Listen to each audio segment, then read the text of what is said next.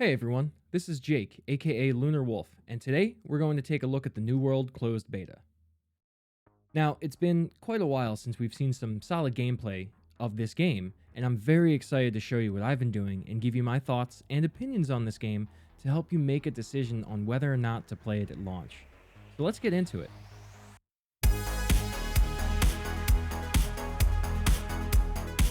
For anyone wondering, New World is the upcoming open-world action MMO from Amazon Game Studios, set for release on September 28th, 2021.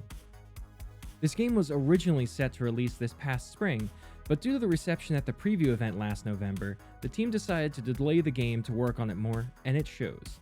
They also decided to delay it an extra month after the closed beta ended to ensure that they could fix as many of the bugs as possible. New World takes place on the mythical island of Eternum that lies within a magical maelstrom in the Atlantic Ocean between Europe and the Americas in what looks to be the 17th century. With the upcoming launch, Amazon Game Studios lifted the NDA on their closed beta to allow content creators like myself a chance to show the world off to their audience. A massive list of changes from late alpha into this beta changed the landscape of this game fairly drastically, allowing for a fresher experience this time around. With about 2 months left until launch, I don't see a large number of drastic changes to the game mechanics to take place, so let's go ahead and take a deeper look on what I and others in the community think are good and bad aspects to the game, and what should be fixed as soon as possible to ensure a smooth launch.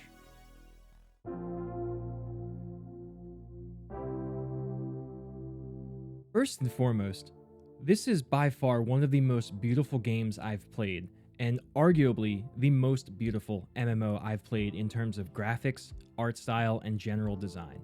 The level of detail on even medium settings is astonishing, and the way they captured the individual environments and the day-night cycle make this game beautiful. The overall scale of this game is quite large and leaves a lot of room for the addition of newer areas as time goes on.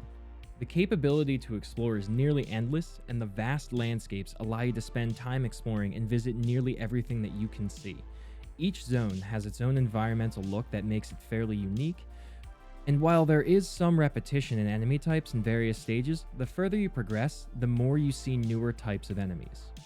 The landmark system allows you to see where you've been on the map in order to return to it if you happen to be quite underleveled for that specific area at that given time. A large complaint from the alpha was a lack of NPCs outside of towns, which left the world feeling empty.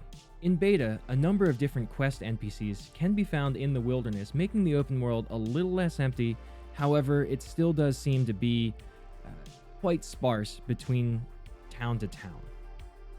Each town that you visit has a fairly unique design akin to the zone environment, and over time, the aspects of these towns are built upon depending on the level of the faction wars or how long a company has governance over that town.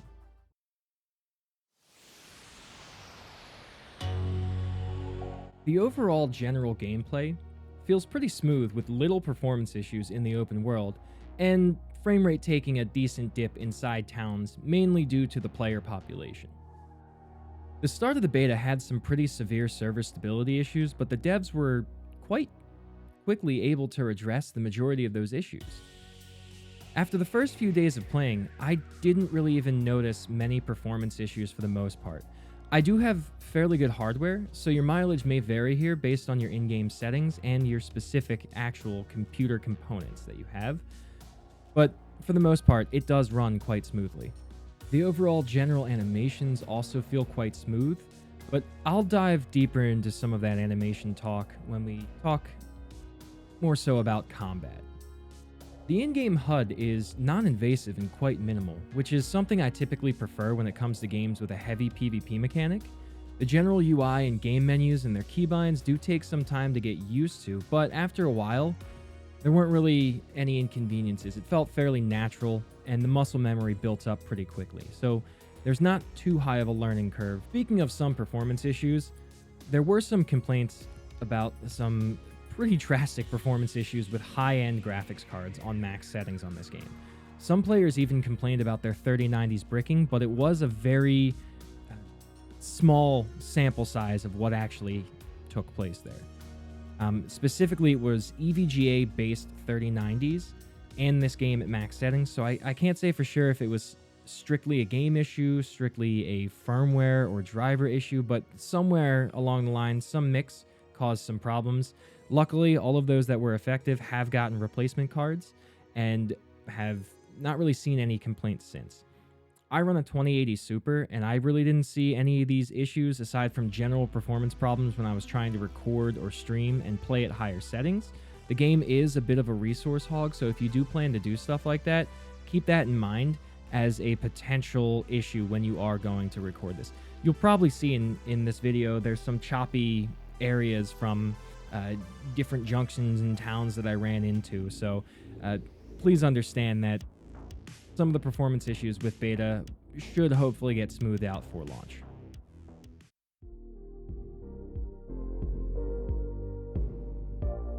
Arguably the biggest part of an MMO is the questing system. In New World, there are a number of different types of quests that tend to have different goals. The main quest line pairs with milestone faction quests to help keep your zone and level progression on track, giving you a better guidance on which zones you should be in or which zones you should move to next. Through my run of the beta, I managed to make it right around level 40 and did all of the story quests leading up to that point, and really never felt underleveled or overleveled for the area the story was taking me to. The side quests and faction rep quests help to supplement the steps between each main story quest to ensure you progress at a steady yet somewhat challenging rate. While the side quests do tend to get repetitive from area to area, the different environments help to mitigate that feeling of sameness, but it still is there. Most MMOs are going to have repetition, unfortunately, and there's only so much you can do with variation. Another type of quest is the Town Project Board. Now, these quests are simple crafting, gathering, or killing quests designed to provide contribution to the town for your faction so you can lay claim, build up the different types of crafting nodes, and so on and so forth. Due to an imbalance of experience given from certain project quests, players were able to exploit these quests to quickly lay claim to a town and power level their characters. I would have put this as a negative to the beta, but roughly a little over halfway through the closed beta, the devs scaled back the XP given. I'd still recommend taking these quests while adventuring, as they can be a nice source of extra XP and gold that doesn't add a lot of extra work while you're already out doing your other quests.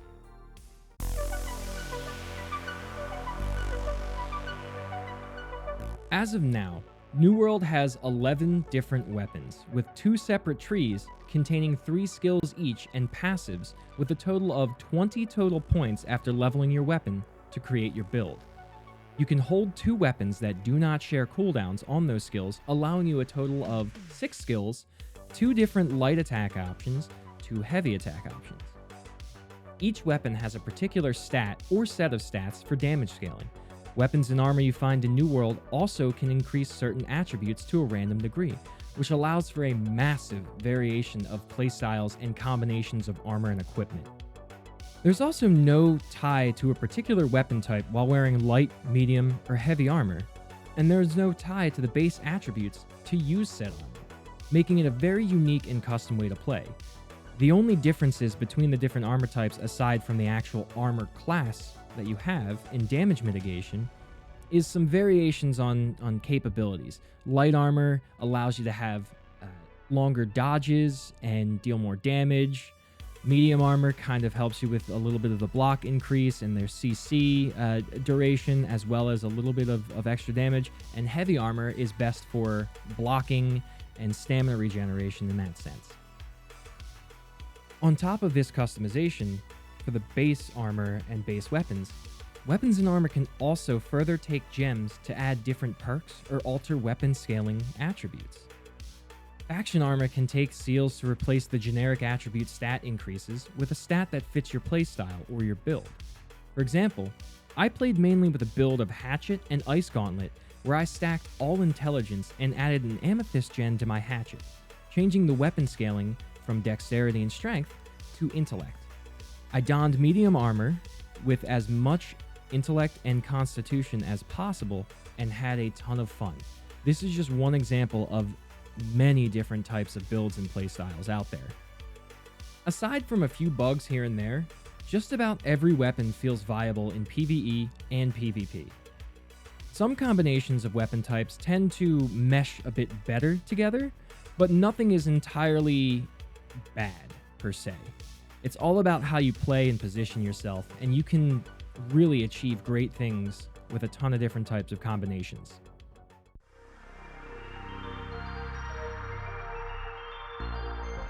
Gathering and crafting is where I would say I see the main grind in this game. You need to continually update your tools as you level in order to ensure you're getting the most from your gathering points. Since resource nodes are global, it can be difficult at times to find specific nodes to gather what you need for a recipe or to level your gathering to unlock the next resource node that you can get. There is a tracking system of nearby nodes, but you do need to have leveled your crafting in a certain way before certain resources become obtainable and trackable. There are some known issues about rarer items and their drop rates from resource nodes, but hopefully the devs will address that prior to launch, as it can be very frustrating, especially when you are max level gather and you can't find the specific item that should be obtainable at lower levels from a lower level node. While crafting can be fairly straightforward, your ability to craft the item that you want requires a number of things to be in your favor. You need to have the proper gathering level to grab the resource in the open world, or have enough gold to hopefully buy the right amount from the trading post. You need to ensure the refining station in the town that you are crafting is of the right level to refine the material, as well as ensure your refining skill is high enough. Then you need to craft the item at a station with the same need for the station level and skill level to create it.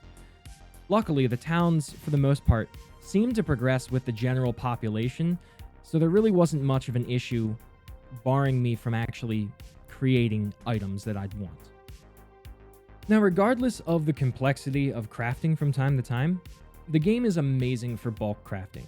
The time it takes to craft a single item is relatively the same as with bulk items, allowing you to spend more time in the open world than at the crafting bench.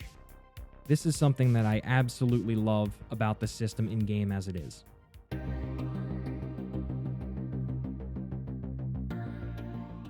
Between the amount of mobs, gathering, quests, expeditions, and exploration, leveling didn't feel too slow.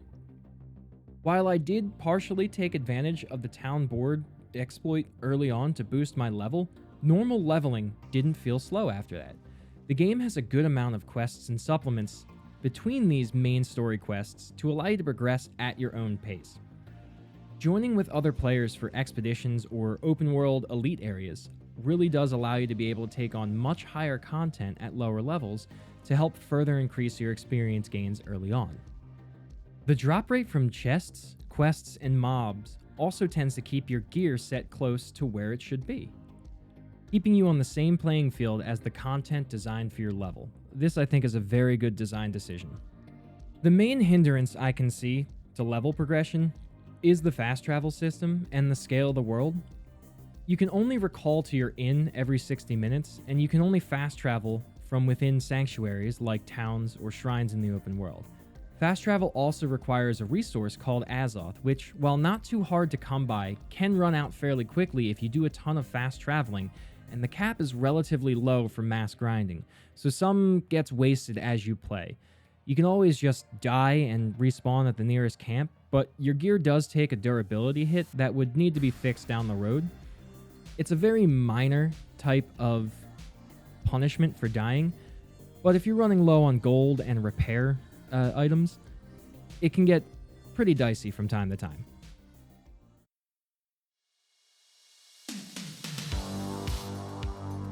Of the 6 instanced expeditions in New World, I was only able to try out 2. The level 25 Amarine Excavation and the level 35 Starstone Barrows. Both of these were entirely different experiences in terms of dungeon mechanics, and they provided incredible gear upgrades to keep me feeling strong as I continued to level. They are fairly short dungeons with no cooldown, but do require what's known as a tuning orb to enter. Tuning orbs can be crafted or received from quests, and only one party member actually needs to have an orb for the team to enter. I had an incredible amount of fun in both of these expeditions, and they each had their own mechanics, making them quite different from one another. which gives me hope for the later expeditions that I have yet to try out, and the endgame in general. There are some open world elite areas that act similarly to the expeditions in terms of drops and group play, but they're great for repeat grinding to help boost your levels, and you don't need to have any type of special items to enter these areas. You just have to wait for the cooldown on the boss respawns. All of these expeditions and elite areas differ from the corruption portals that pop up throughout the world, giving a ton of relatively high-level areas to hit while adventuring with your group, making the general gameplay and progression through the story fairly dynamic.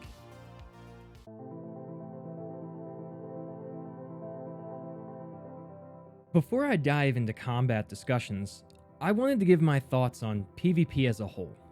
Unfortunately, this time around, I didn't get to enjoy much of my open world PvP, mainly due to the server faction imbalance that caused my particular faction, Covenant, to hold a majority of land, making players less inclined to flag on a regular basis. Early on in the beta, there was a fairly harsh setting for PvP scaling that brought lower level players' health pool and damage mitigation close to that of a higher level player with decent gear. This caused a ton of outcry on why PvP scaling was even needed. The devs responded by scaling back the health pool and damage mitigation for the open world PvP to allow more of a level advantage without outright killing the lower level player's ability to compete. These changes are also still quite controversial and a cause for major discussion on the forums, but personally, I feel that the current scaling is a step in the right direction to help mitigate griefing from high-level players hanging around the lower-level areas, but also allow the higher-level players with better gear to have the advantage in those fights, especially since there is no level lockout for open-world PvP. I wouldn't be surprised to see more adjustments as time goes on, but I'm hopefully optimistic for a healthy open-world PvP system. I thought about a number of different types of ways that could help fix certain issues with PvP and try to appease as many people as possible, but there's a lot of variation and discussion on how to actually implement this. One of my favorite PvP-based MMOs has always been Warhammer Online. I loved their system of this specific zone dedicated to PvP, and if you manage to kind of sneak out of there, you might be able to make your way onto the opposite side of the map and eventually attack other players there that weren't inside that zone necessarily.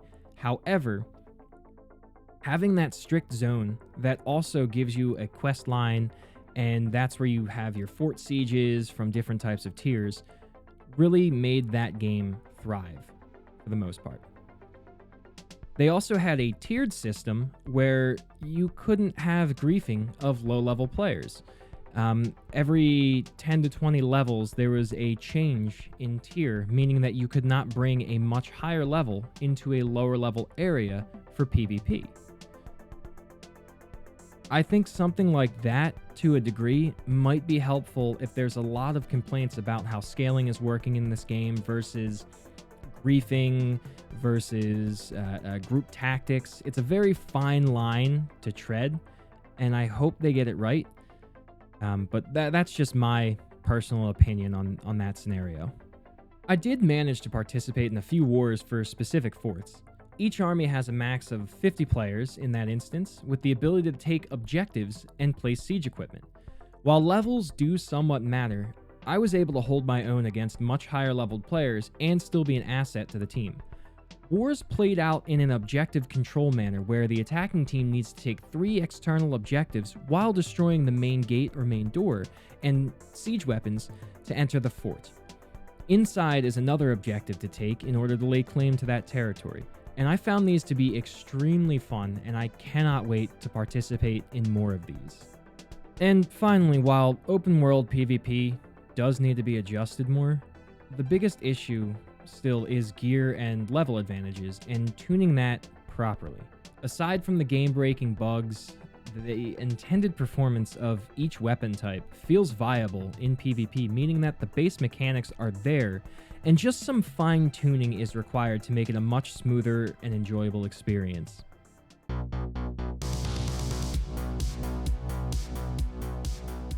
Combat is another topic of controversy that applies to every aspect of this game. I've seen players praise the combat systems and others complain. The truth is, combat in New World is good. Can it be better? Absolutely. But the combat is nowhere near as bad as some people may say. The biggest issue I've seen is the complaint of the removal of the hit stun from light and heavy attacks on weapons. Some players have complained that removing this type of stun reduced the visceral feel of combat and caused it to feel less dynamic. While I do agree with that statement to a point, the hit stun during Alpha was a bit excessive in my opinion. Light attacks should not have any stagger or stun associated with them whatsoever, but the time it takes to charge a heavy attack should reward you with some form of a stun. The weapon hits harder and slower and takes more time, leaving you more open to an enemy attack, so there should be a bit more of a reward for that. While the combat feels less visceral, you still do need to be smart about your pulls and hits when playing solo. Sure, your light and heavy attacks can be traded when dueling, but your skills are where your big hits and buffs come from, and you need to plan accordingly. I do wish they would bring back some hit stun on the heavy attacks to make their usage a bit more viable from a strategic standpoint, and I would be very happy to hear your comments about the New World combat system and what you think they could do to make it better. So please, absolutely leave a comment below with your opinion. I'm going to read them all. I may or may not respond to them all depending on how many there are, but absolutely, I would love to hear your feedback.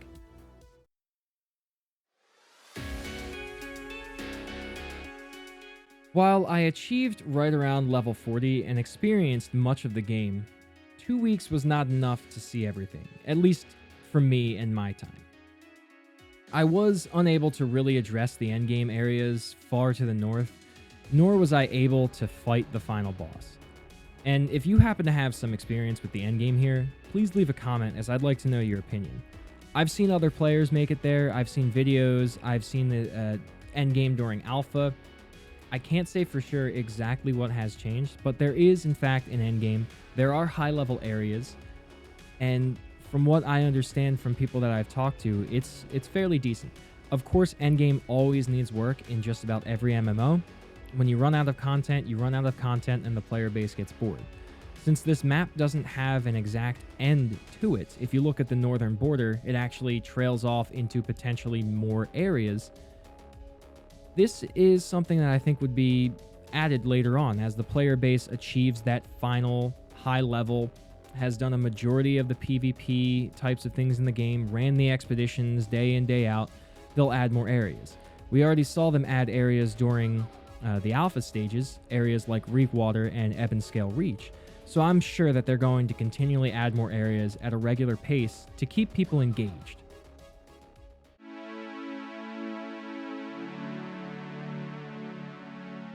Overall, I had a very positive experience with New World. In full disclosure, I am a content creator for New World, but I've been interested in playing the game way before I joined that program. This is the first game in a long time where I felt that I had full control over my playstyle with no need to learn a certain type of meta. From my experience so far, there is something for everyone in this game. If you like action combat, go experiment with different types of builds to see what weird stuff works. If you like to gather and craft and make a profit, you can do that. If you want PvP, the system is still being worked on, but it's rather enjoyable nonetheless. And if you like just only doing PvE, nothing's stopping you. If you're a completionist like me, the amount of achievements and titles alone are enough for you to spend hours hunting for them. You really can play as casual or as hardcore as you want without really feeling left out. Are there still issues? Of course. They will need to be addressed, hopefully well before launch. But the responsiveness of the devs and their bug fixes so far during the beta give me hope that they can pull off the major fixes before launch. They are incredibly responsive to the actual community, but hopefully not overly responsive. Some people that may be the squeaky wheel that don't necessarily speak for the majority of the players out there. So hopefully they'll be able to balance things properly and not kind of have this rubber banding effect back and forth until the game is unplayable. So now the big question, should you buy it? Well, if you like open world action MMOs with impeccable customizability, a single one-time payment with no subscription, and an in-game shop that so far looks to be purely okay-ish cosmetics, then give this game a shot. You know, it's not perfect, but it brings a fresh take to the genre, a genre that really needs fresh takes. We're stuck with games like Aeon, World of Warcraft, Final Fantasy XIV, Black Desert Online, Elder Scrolls Online. There's a ton of them out there that are quite unique and fairly different from one another, but they're all relatively dated and have their own sets of issues. I do feel like that this is going to bring a fresh take to the genre, and hopefully they continue to change things in a dynamic way that allows the game to continue to grow, because I really do think they have something good here. There are some glaring issues that do need to be fixed, but they have a good base product that I believe is going to be a solid game moving forward. Well, that just about wraps up the video. If you like this type of content, please leave me a like, as it helps promote my video in the YouTube algorithm and also lets me know exactly what you guys want to see. I plan on making quite a bit more content on New World going forward, so please subscribe so you don't miss out. If you have any questions or comments, leave them below and I'll respond to you. Or come join me on my Twitch streams every Monday and Wednesday at roughly 7:30 p.m. Eastern Standard Time, and we can chat there. Thanks for stopping by. I'll see you in the next one.